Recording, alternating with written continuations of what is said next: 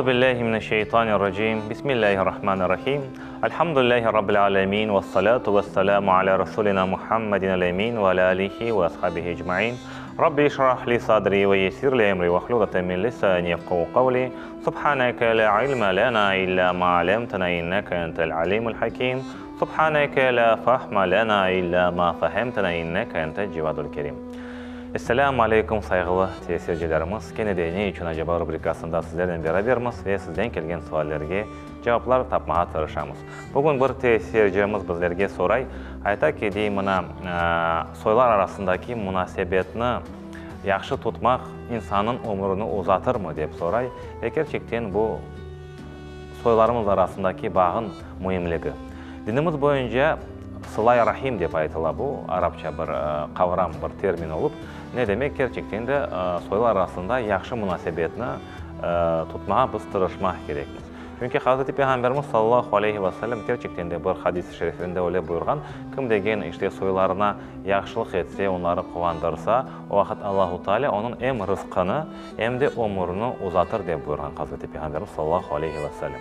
Bu ömür uzatma meselesini bu şekilde anlanız. Gerçekten de Allahu Teala bizim yapacağımız bütün yaxşılıklarını bile ve o yaxşılığı yapacağımız için de gerçekten bizim kaderimiz var. Öleceğimiz vakit belli ama o yaxşılığını yapacağımız bilgen Allahu Teala bizim ömrümüzü demek ki o şekilde uzata. Bunun yanında da alimler çoğusunu aytkan. Bundan maksat nedir?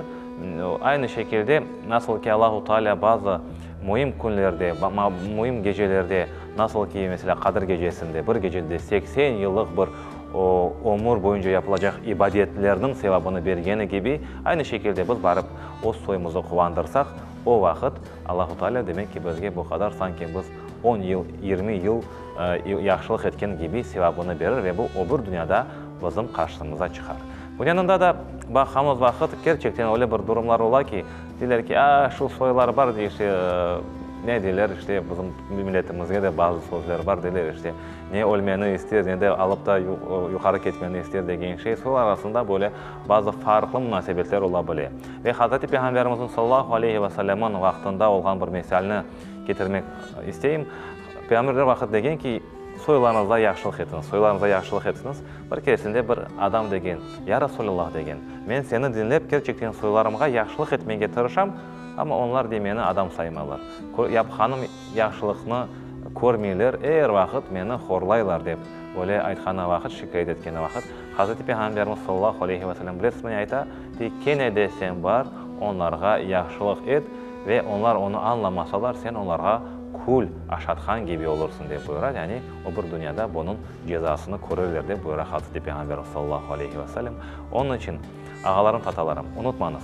Birisine siz bir sadaka bergeniz vakit bir fukarege sizge bir sevap yazılar. Ama barıp da o soyunuzga barıp bir sadaka bergeniz vakit sizge 2 sevap yazılar. Ömrünüz uzana, rızkınız uzana, balaban sevaplar yazılar. Onun için yanımızdaki soylarını biz hor görmeyik. Gerçekten fukaresi varsa yardım etmeye tırışayıq. Her daim aramızda yaxşı münasebetler olsun. Çünkü en kıyın malde kene de sizin yanınızda onlar olacaklar. Allahu Teala yar ve yardımcı olsun. Esselamu Aleyküm ve Rahmetullahi ve Berekatuhu.